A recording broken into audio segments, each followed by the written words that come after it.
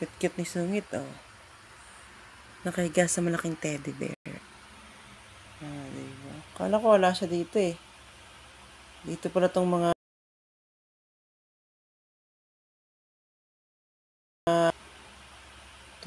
mga buntot na ito.